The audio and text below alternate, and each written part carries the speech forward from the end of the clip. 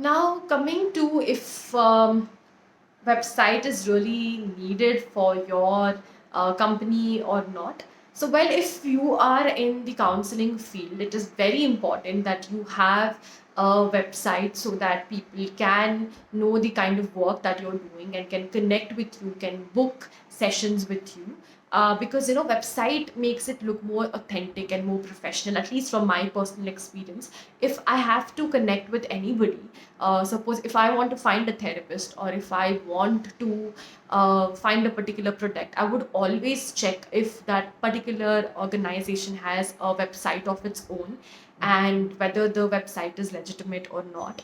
I generally go and see the about page, the associations or affiliations that particular company has, their achievements. So all of these things is something that I generally check personally, and especially if it is something to do with mental health, I would be more careful and I would want to have all the information and details about the counselor that I'm going to go and meet up. So that is why I would always suggest that you have a website, even if it's a simple basic website. It really makes your organization look more authentic and professional. So you can have a website either by using WordPress or GoDaddy or so many other platforms that offer curation of website, or you can have a website of your own by asking a developer to build it. On a personal experience, having your own website wherein you build it through a developer is much more beneficial, and for long term planning, this is one of the best ways in which you can invest. It can be a little expensive, but in long term it's really helpful, rather than having a website from other platforms. So the other platforms, initially the expenditure would be really less and the features that you get is so many. But again, you'll have to invest on a developer over there as well. So instead of investing two times, you can invest a little bit more sum on the developer and have complete control over your website. So when you are investing it via other platforms like WordPress, there are certain informations that would be given to WordPress, and the formats of your website would be fixed, and you'll have to change your content and play around with your content in the format that is given by WordPress. But if you have your own website, you can determine and decide how you want the website to look, what are the color combinations that you want to put, and the kind of content that you want to show it to your audience. So it can be a little bit difficult to curate all of these things, but do take some time and curate it. It will really be worth it. You can explore, add in details, edit in the details, have complete control over your website if you are going through a developer. But if you're going through other platforms, it's not that bad. Initially, if you want to start off, you can go via other platforms and have a website of your own, and then when you start doing well, when you feel that a lot of people are coming to your website, you can shift to your own developer and have a website of your own. So in the website, ensure that you put in all of the details that you want your audience to know again. And if at all you are somebody who's taking sessions, so you can either have a form wherein the client fills in the details and you connect to them personally, or you can use different platforms like Razorpay, in which the payment link is integrated. So Razorpay is something that has been very helpful to me. Although they do charge a small amount as commission, but it has really helped me have the payment gateway, and the payments are done without any hustle. So even if there is any refund or any kind of cancellation, it has been done very smoothly with the help of Razorpay. So that is something that you can have for your payment gateway. But if you are somebody who don't want to have a payment gateway, then you can put in the Google form in your website so that people can fill the form and you can connect with them directly.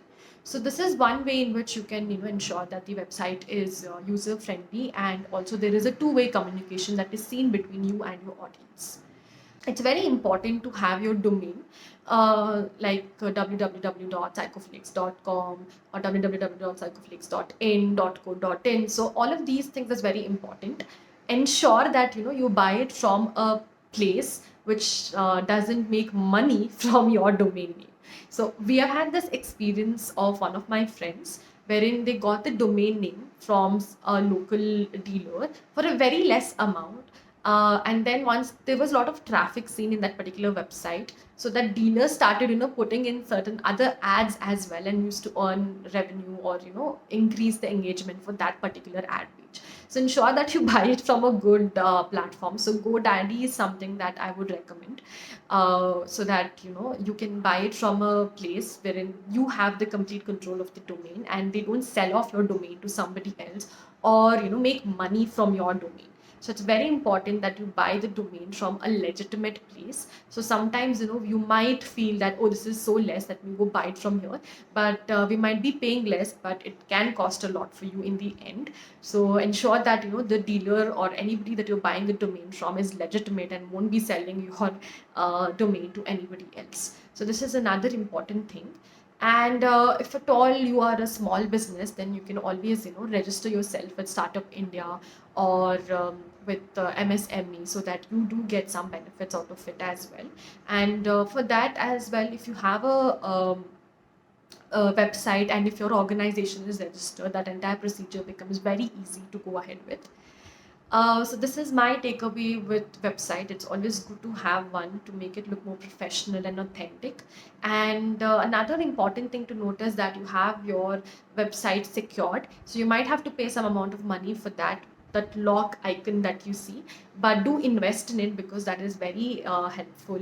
And there is no kind of virus or nothing can enter through your gates. So ensure that it is secured, and the domain name that you have is from a good dealer.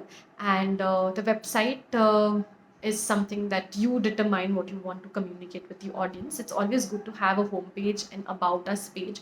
So if at all you are somebody who loves to write a lot and connect with your audience, so blogging can be one way in which you can do it. And then the services that you offer. So services that you offer, you can have a payment gateway, or you can have a Google form connected to it. Whatever is convenient for you and you feel is the safe option for you, you can go ahead with that. LinkedIn is another a very professional social media platform, and it is very beneficial to a lot of professionals, not only in one particular streamline, but all streamlines. In LinkedIn, the kind of content that you post is a little bit more professional rather than the post that you post in Instagram. Over here, the written content, the caption part basically, is something that helps you to connect with your audience. So in LinkedIn, you can write in your experiences, your takeaway, your learning, all of these things, and people do connect with you. And a lot of them want to get to know about you, your journey. Sometimes even you can get potential job offers, potential talks. So all of these things is possible because you are interacting with the professional crowd over here.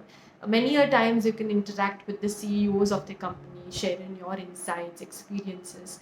So it's a different kind of audience. But if you're able to connect with them, if you're able to put in stories and experiences and your takeaways, and if they connect with you, it is a wonderful platform. And a lot of my clients often see me in LinkedIn, and do reach out to me for sessions, or for corporate events, or even just for a normal conversation. So it's a beautiful app to use. And especially if you're a professional and you want to have a lot of corporate clients, LinkedIn is one way in which you can go ahead with. So how has social media, that is Instagram, helped me in connecting with my audience? Is a lot of them, after reading my posts, after watching my reels, or after watching my long form content, have come and spoken to me, either to talk about their career confusions, or to talk about their issues. And a lot of my reels revolve around self care and how therapy is for everybody. And if at all you're going through something, therapy can be one of the ways in which you can uh, unwrap or release your burden that you're facing. And a lot of people have connected to that and connected to me, and have come in for therapy. So this is one way in which you can market yourself and market what you're doing. A lot of them, after watching your posts and reels, can connect.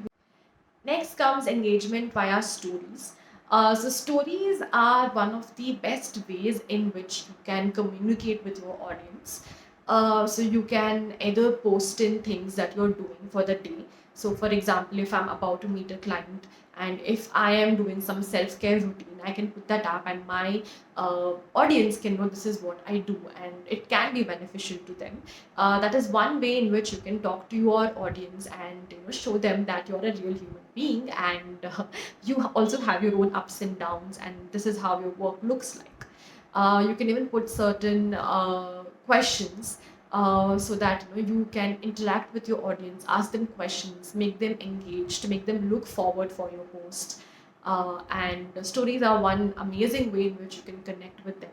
And it's one way in which the audience are also aware of what you're doing, because on Instagram people follow so many different pages and most of the time all of the posts won't come because maybe you're there for like 5 to 10 minutes and the kind of post that is shown to you is the one that you often engage. So sometimes your post might not be having a lot of engagement for that individual. In order to increase the engagement and to know what for them to know what you are doing, the stories can be one of the aid or one of the ways in which you can go and show them what you're doing. So stories are a good way to keep your audience engaged. So you can come up with some innovative questions or quiz questions, poll questions, or giveaway. So many things you can do via your stories and inform the audience what you're trying to do. Coming to long form content, that is IGTV. So most of my IGTVs are the lives that I've had with different professionals. So that is one way in which you can connect with your audience and increase engagement, and also be connected with other professionals who are having similar pages like you, or other professionals who are different but somehow you can connect it with your field. So I've had an opportunity to talk to a lot of people and connect with them, and it was indeed a beautiful experience. So that is one way you can do long form content. Another way you can do long form content is the videos that you're doing for your YouTube, or the videos wherein you feel that this particular topic can have a lot of engagement and you have a lot of information to say. So you can make it as a long form video. Again, there are few people who would see it and few people who would not see it, but the engagement would definitely be high for long form content, because you are communicating something and a lot of people would be interested in listening to it. And if your long form video is somewhere between 7 to 15 minutes, you can expect at least half the video to be watched, and a lot of people, if they like what you're saying, would watch the entire video as well. So long form content is really good if you're somebody like me who likes to talk about things in detail and in depth. I really hope that this video is helpful, and all the very best for your organization, and I hope it is successful and you can reach out and connect with a lot of your audience.